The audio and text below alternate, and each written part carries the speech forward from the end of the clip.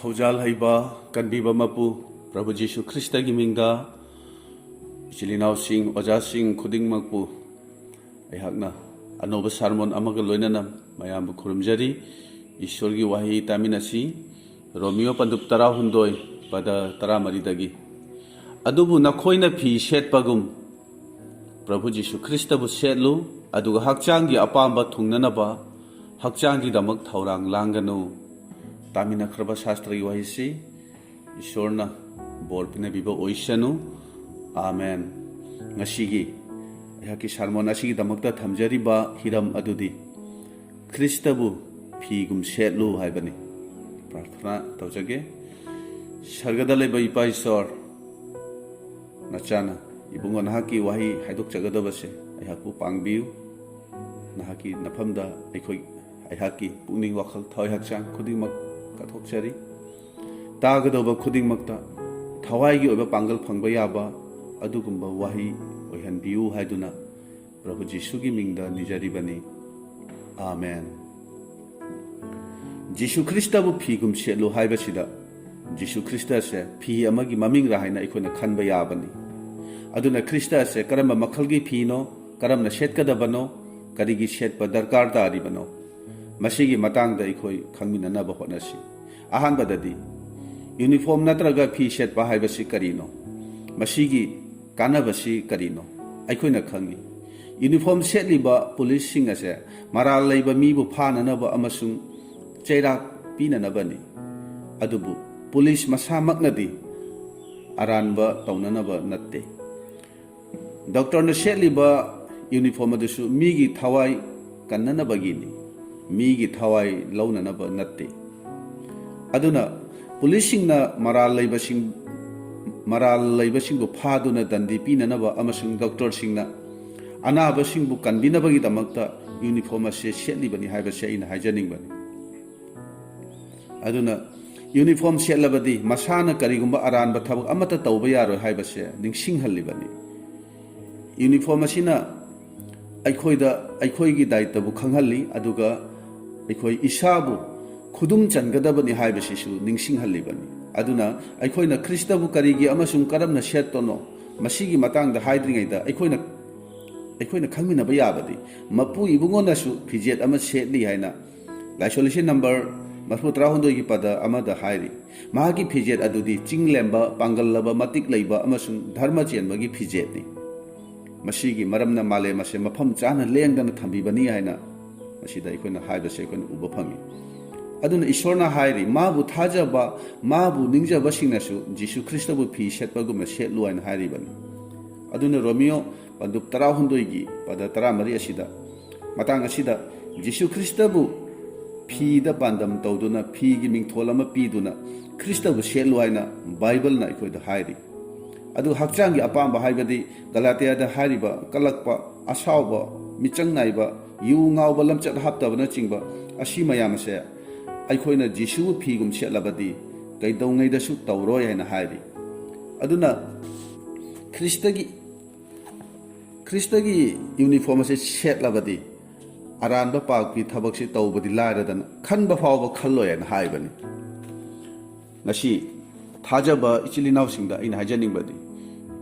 Jisuna cross da sibiduna mahakna aikhoigi damak thaurang tobiraba dharma chenbagi fijolado aikhoina setpase mahakna khwaidagi apambani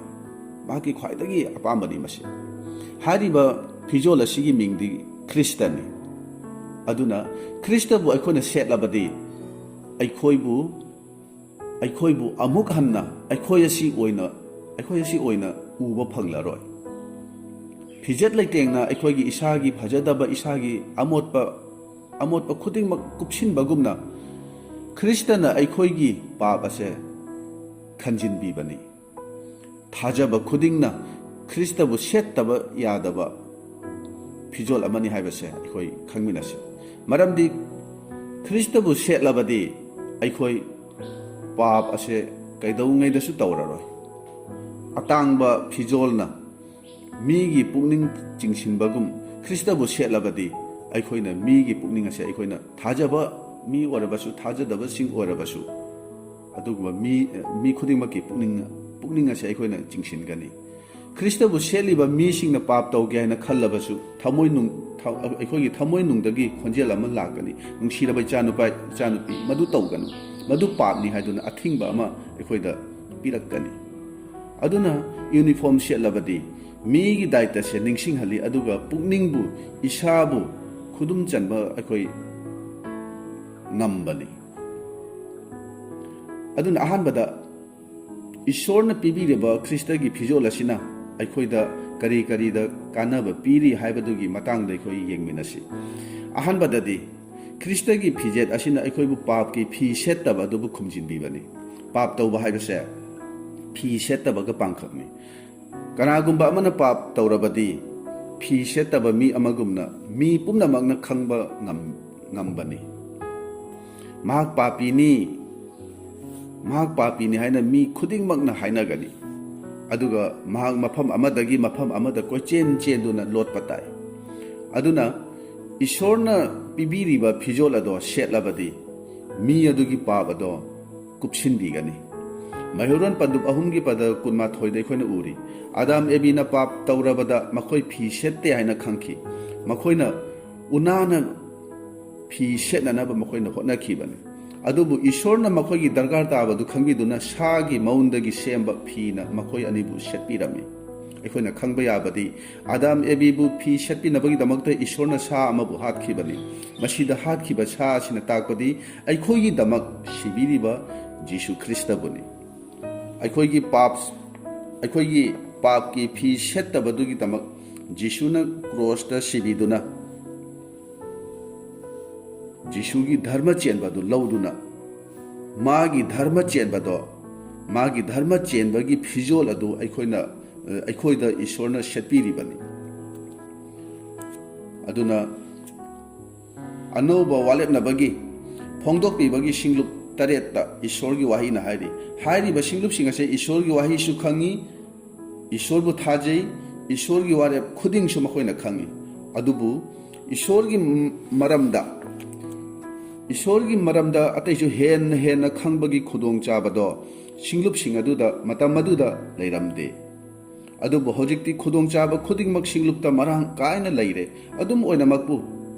singlupna pap tawbadi leptri aduna adam amasung ebibu isorna phi setpi kibagum ngasi singlupna su phi setpa darkar ori phongdokpiba pandub 3gi pada 19 da Layodekiagi singlupta isorna kari hai nahaki nungda nungsibadu ingthakre asengbadu mangkhre thajabadu sonthakre nangi nungda wahidu leitre haina haiba singlup asida haibani aduna nahak inak khulaknanaba maina phudonglaba sana amasung mit unanaba daina thaw law haina hairi aduga nangi phi settabagi ikaibadu phongdananaba angauba phiro law haina takpiri Adam Ebida isorna phi setpi bagumna mafam asidasu Jisuna singlupta angauba phirol setlu haina singlupta piribani isorna setpi ba phi aduna papki phi settabado kupsinbibani Adam Ebina isorga loinana laiminnaringaida pap tawbagumna aikhoi su ngasi isorgi singlupta leina aikhoi pap mayam ama tauribani aikhoise ngasi aikhoigi singlupta isorgi wahi marang kaina leiri takpiba ngamba luchingba sing leiri thawai asengbagi athoiba pangbiba dasu yauri thajaba mayamna tattana aikhoina tinaba dasu yauri ban asi mayam si oiduna su aikhoi ayambada makhalgi pap ase aikhoina uba phanglibani isorgi mising asibu papna yamna thuna khudum challi yamna kanna lakshillibani maramasina papsina aikhoibu sokpa ngamdanaba changakpa ngamdanaba uniform ama haibadi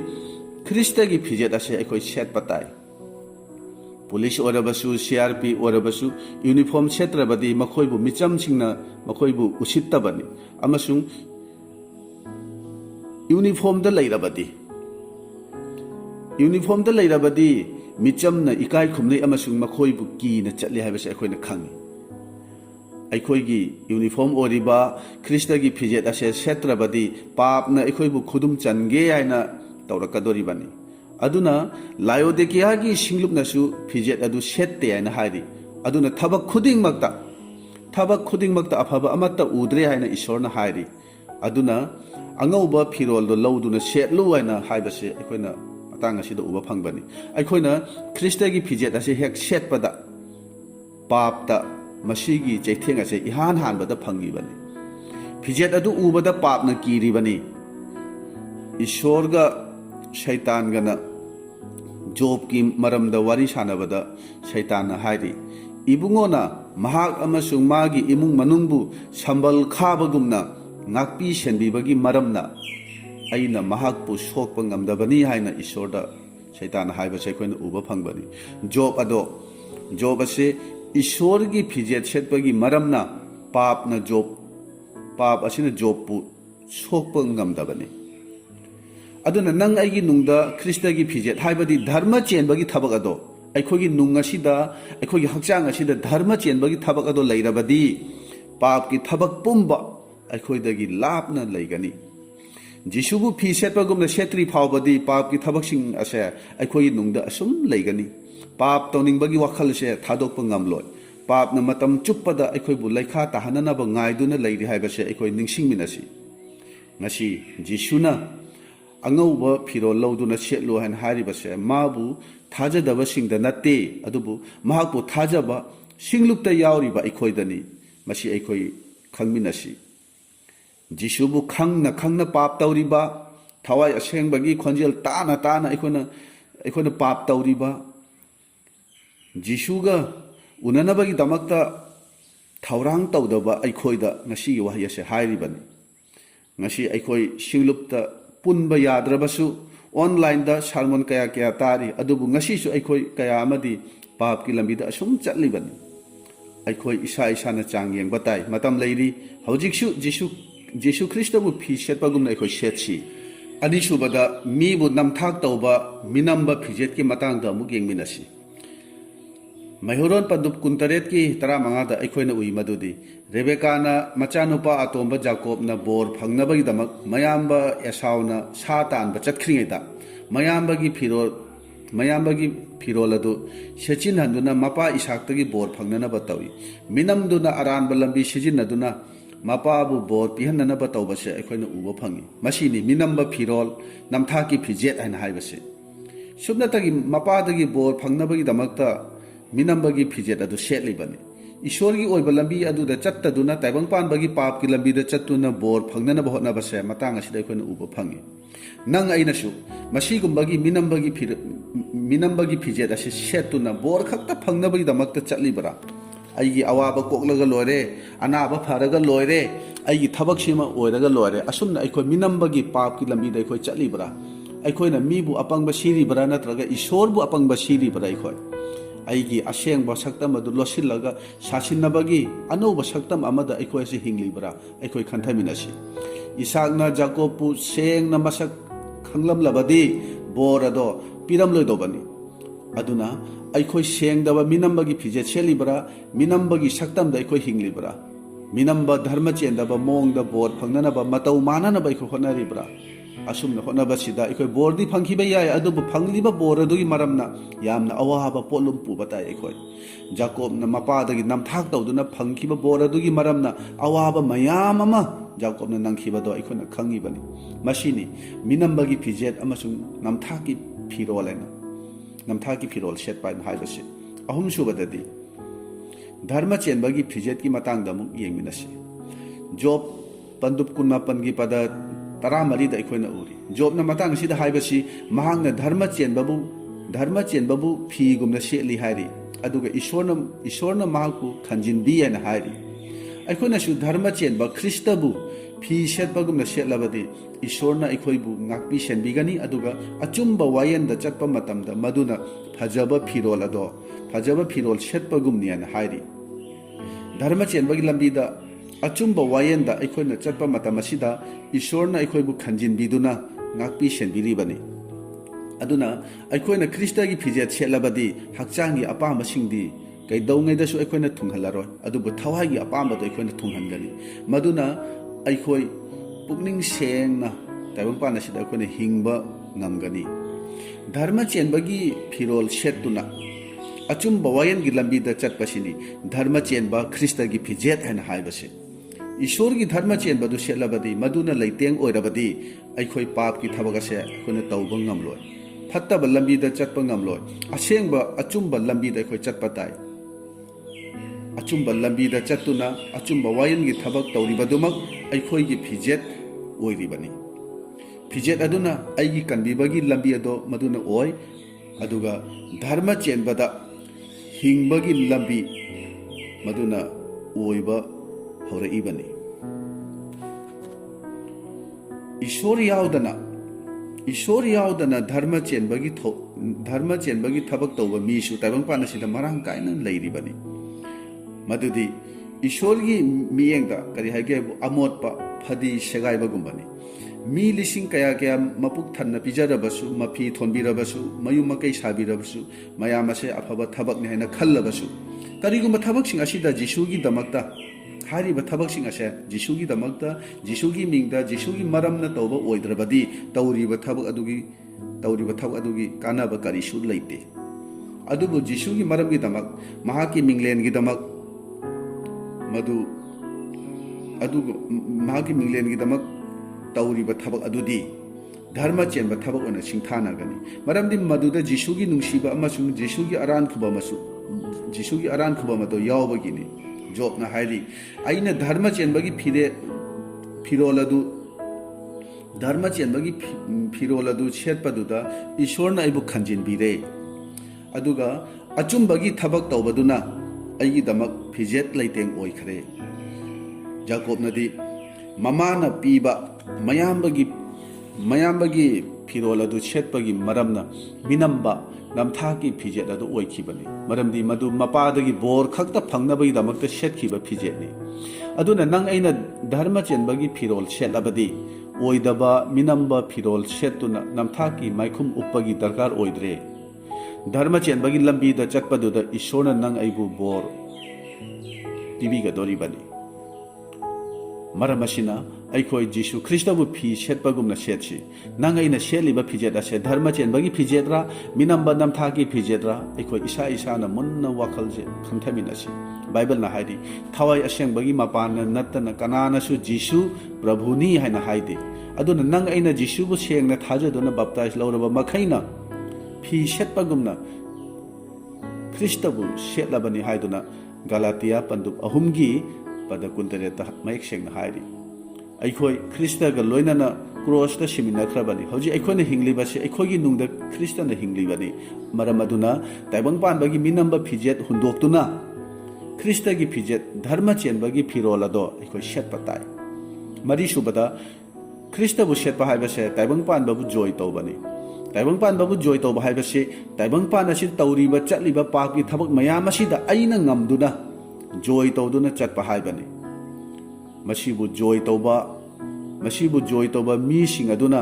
जिसु ख्रिस्टबु फी सेटपगुमना सेटपनी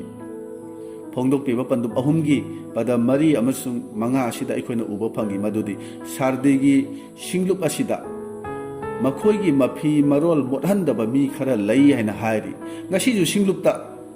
इचिलिनाउ खरदी मखोइगी मफी मरोल मोटहंदना अदुगुंबा मफी मरोल मोटहंदबा मी Larry हाइना हाइरी मसी कयाता हराउनिंगाई ओइबा वाफमनो हाइरिबा पाप तौदबा मीसिंग अदो फिंगौ सेतुना जिसु ख्रिस्टगा कोइमिनगनी याना हाइरिबा मीसिंग अदुगी मरक्ता नंग आइसु यावगदरा हाइना अखोइ वाखल तौमिनसी अदुगा अमुक मखादा पंदुप अहुमगी पद मंगा असिदा करी हाइरी ताइबंगपानगी पाप की थबक मयाम असिदा जॉय तौबसिंग अदुदा जिसु ख्रिस्टना अंगौबा फिरोल थोनबिगनी जिसु ख्रिस्टन अदुगुंबा मीसिंग अदुदा अंगौबा फिरोल थोनबिगनी याना हाइरी मखोइगी ममिंग अदो हिंगबगी लारिक्तगी खक मुथत्पिरोय मखोइगी ममिंग इपागी अमसुंग महाकी दूतसिंगी ममांगदा जिसु ख्रिस्टन याबिगनी हाइना हाइरिबन जिसु ख्रिस्टबु सेटपा हाइबसे ताइबंगपानबबु जॉय तौबनी नाहक माइथिबा मी अमा ओरिब्रा इमुंग मनुंगदा नाहकी पुंसीदा समाजदा nahakna mai thiraba punsi amagum hingli haina khalibra adubu haijaningbadi nahaki mai thibado ishorgi wahida yengminasi masigi mai thiba punsi se taibang panbagi apambada chatpagi maram nara natraga ishorgi wahigi mapana chatpagi maram nara haibadu eikhoi yengsi karigumba ishorgi wahigi maramdagi mai thiba oirabadi adom yaifabani haibadu madu khangminasi adubu taibang panbagi apambada chatpagi maramna mai thiba oirabadi adomgi punsi marel ado soirabani ishorgi wahigi maramna taibang pansida mai thibasidi ishorgi leibakto phangbagumbani taibang panbagi miyengda mai thirabasu mina noknarasu hanthana yengbirabasu aikhoina makhoiga manana chatminade haina hairabasu taibang panbagi lamjel asida chatminade hairabasu madi kanadabani mai thiraba punsini tukatchana khallabasu angawbani haina khanbirabasu karisu kaide taibang panbagi oina mai thiba oisi tasengbadi masigi punsi ase ado mai thiba punsi nate madu mai pakli bani taibang panbabu joy tauri bani taibang panbagi hendana bagi lamjel da mai pakpado madu mai pakpa nate adubu thawai gi punsida chaukhatna na hotnabada taibang panda mai thibado mai pakpa kaugani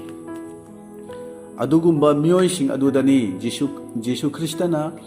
anauba uniform ama madudi angauba firol thonbigani ana haibado makhoi sing asidani makhoi gi maming aduni hingbagi lairiktagi khak muthat piroi ana haibado Jisu Christabu set ki harabadi manga subada Jisu Christabu set ki harabadi pap ki ariba hakchang ase aikoi thadok patai Korinthiyoda hari anauba setpadi pami adubu ariba lauthokpadi pamde aikhoina Kristagi fijet ase setpa pamlabadi ariba fijet ki mathakta ariba pap ki mathakta ariba dharma chenbagi mathakta ariba thabaksingi mathakta setpa yaroi Efisa pandup marigi pada kunithoidagina kunmari phawbasida yenglabadi masida hana palamba minambagi hakchangi apambagi ariba mi ado thado u haina hari ariba lamchat ariba wafam ariba pumba thado u haina hari natrabadi madu singadun aikhoibu ahanba nungsibado thado halle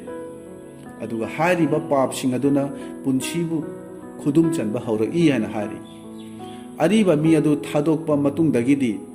pukning thawaida anauba mi aikhoi oiba hawrai aduga anauba mi adu aikhoina setpa hawrai Jisu Krista se anauba mi aduni Jisu Krista gi fijet ase anauba lifestyle ni masi anauba punsi marel amani masi gi fijet ase setnabagi damakti ariba mi adu thadok pata isingna thanduna leiriba kon aduda ising amuk haijillabadi pathaduna mangkhiba yai anauba haijin gyaina khallagadi aribadu haidokhiduna konadu ningthina chamthokpa sengdokpa tai masini Christabu phigumna setpa haina haibasi ngasi aikoi isa na Christabu phi setpagumna setle haina khallibra Jisu aiga loinari Jisubu aina setle aigi maramna Jisubu phongdokle haina khallibra kanagumba amana aiga unaba matamda Jisubu uribra aibu thirakpa matamda aisen natana Jisu oina phanglibra mina aigi wataba matamda Jisugi wahigumna taribra maramasina aikhoina Jisu Christabu setlabadi aigi saktam aigi punsi aigi asengba phibamado aigi thabakna chingba pumnamado losin khragani maramdi madu singadugi mathakta Christagi fijet aduna kupsin khragani adubu awabadi mi singna Christagi fijet adudi lauthokduna makhada thamkhre madugi mahutta masagi thabak masagi dharma chenba masagi mingchat masagi maramda sandokpa masagi mawong matau amasung matik magun ado madu oina mi singna uribani nungsiraba marupsing aikhoi Christabu setlasi masigi firolse Jisuna aikhoi da piba pambani ngasisu adomna Jisu Christabu fi setpagumna setri haina khallabadi phongdokpibagi layodekiagi singlupu ningsingbiu eikhoi Christabu settaba yadabani Jisuna pibiriba angauba firol ase eikhoi loinanaba eikhoi hotnarasi mapui bungona seliba fijet asigi maramna malem asing asisu mafam chana thambiduna lengdana leiribani aduna nang ainasu Jisu Christabu setlabadi nang aigi thawai oiba taibang punchi ase lengdana leiduna mapung phaba punchi ama oigani tamina khrabo wahi ase eikhoi mayam gi mathakta ibungona thaujan biba oirasanu amen